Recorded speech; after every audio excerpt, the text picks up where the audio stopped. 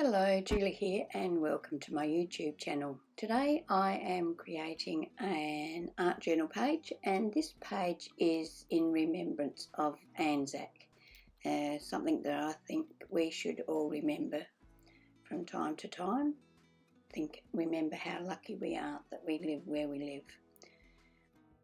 The page I'm creating is for my handmade journal. I just cut some watercolour paper, 8 3/4 by 8 1/4. That gives me ½ an inch extra on the width to put the holes for my ring binding, and then I just give my watercolour paper a coat of gesso and use it like that. I do that in advance so that I have got something to work on when I want to. Now, all of these pages that you can see, I think I've got videos for them all. There will be a link to my art journal playlist in the description box below if you're interested in having a look at any of the other art journal pages I've created. To add some texture to my background, I'm going to use my modelling paste and this Craft stencil called Doily. And I'm basically going to cover the whole page with that texture paste or modelling paste. Same thing really. I'm going to use my palette knife to make sure that I get modelling paste into each and every one of those holes in my stencil, and I get a nice solid cover. Then I'll set that aside to dry naturally. To colour my background, I'm going to use some sprays. I'm using 2 chalkboard sprays. They're a Tattered Angel spray. One's called Teal High Heel and the other one's called Firefly. So the yellow is the Firefly. I'm also going to use a Perfect Pearls mist called Cappuccino. That's the brownish coloured one. To start with, I sprayed the colours onto my page. Then when I dried them with my heat gun, I didn't like the depth. I wanted them to be a darker colour, so I went in with a brush and added more colour to the areas that I wanted it to be deeper.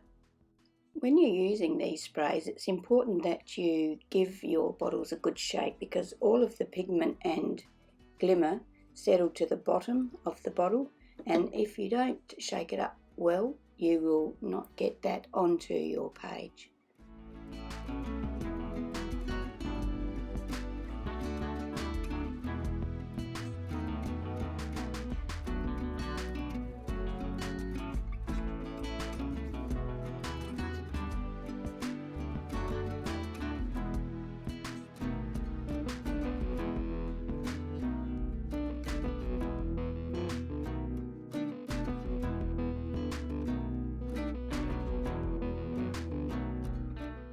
I used my Do-Craft Artiste spritzing ink in Black Night to add some splatters to my background. I used some white acrylic paint I just put a little bit onto an acrylic block and spritzed it with some water to water it down, then mixed it with my palette knife and used my fan brush to add some white splatters to my background as well.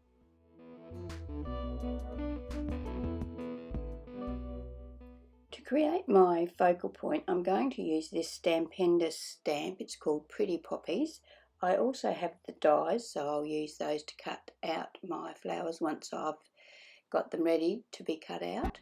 I like these Stamperia stamp and die sets because they cut on the black line. They don't leave a white border around your stamped image, and I'm not a big fan of the white border around stamped images, so they suit me perfectly.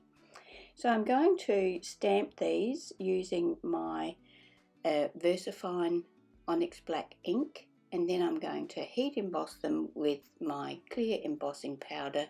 I'm going to use my stamping platform to do my stamping so that I can make sure that I get a good image. It may require that I stamp a couple of times, but that's what I'm after, so that's why I'm using my stamping platform. I stamped and heat embossed 3 of each of the flowers and 3 leaves. To colour my flowers and leaves, I'm going to use distress inks and my water brush.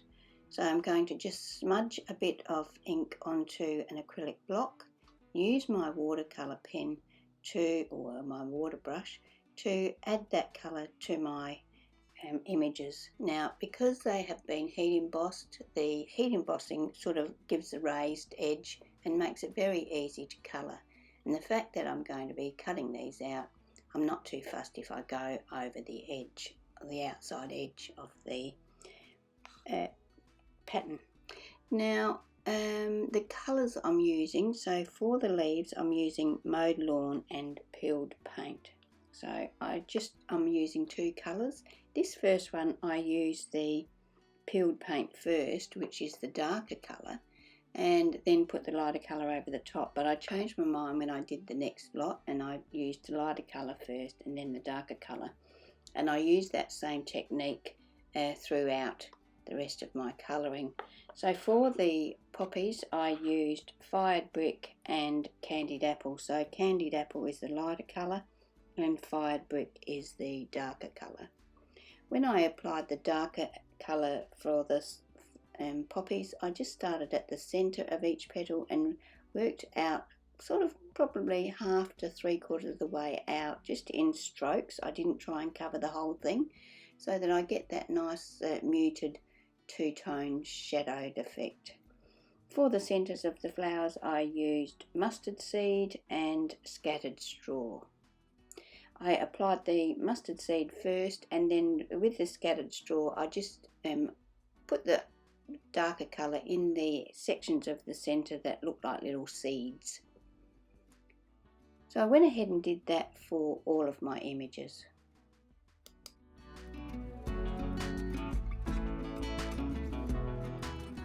So I've got all my focal points ready there.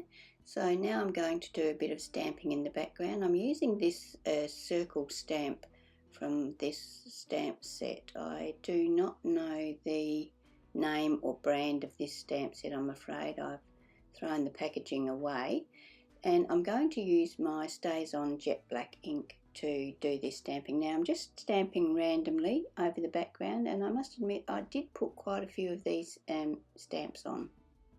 Time now to start thinking about where I'm going to place my poppies. I play around with this for a while before I decide where to put them, and once I'm happy with where I put them, I'm going to use my matte medium to attach them to my page.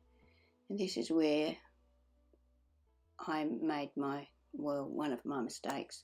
I did not seal the background before I used my matte medium, and of course, being ink sprays or mists, they move when you add more liquid to them. So I should have sprayed that with a clear sealer before I added my flowers, but I'd never, and so I did end up with a bit of a mess.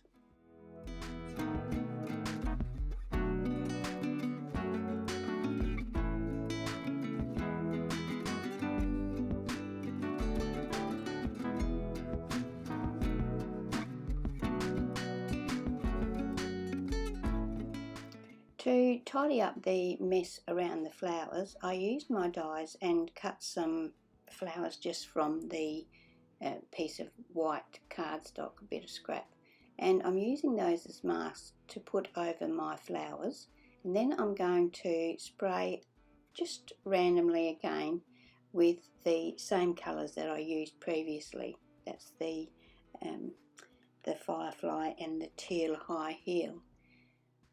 This makes my background a lot darker than originally it is, but well, not much I could do about that.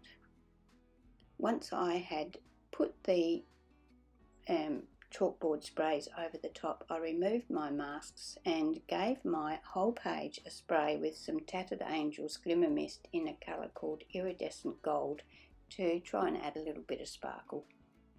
I was waiting for that to dry. I used my Craft alphabet uppercase dies and some black cardstock to cut out the word remember. Because I'd given my page another spray with the colour, I'd lost most of my white splatters, so I went ahead and watered down some more white acrylic paint and added more splatters to my page. I never thought of it, but I didn't really want the white splatters on the flowers, so I went back in with a wet brush and removed the white splatters from the flowers. When that was dry, I used my Boil Matte spray to spray over the whole image so that it would seal it.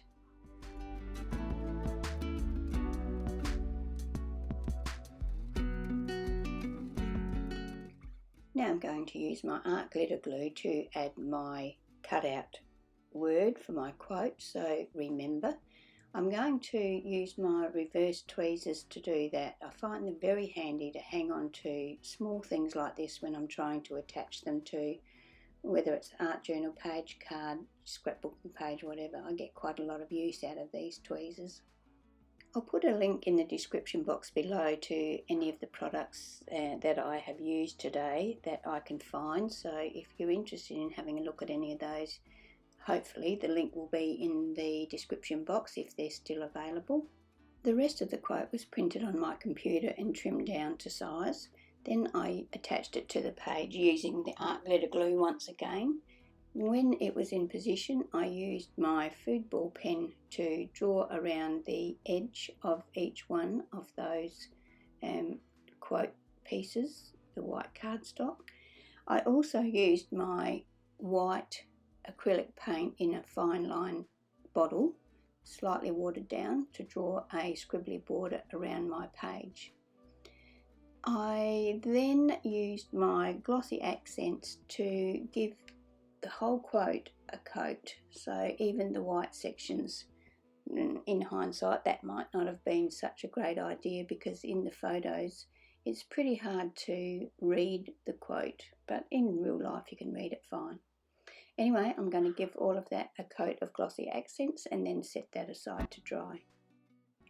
So that's my page for today. As you can see, I have made quite a few errors or mistakes along the way, but I've learned from those, and I can tell you that next time I'm using a water-based product, I will definitely be sealing everything before I attach anything anywhere.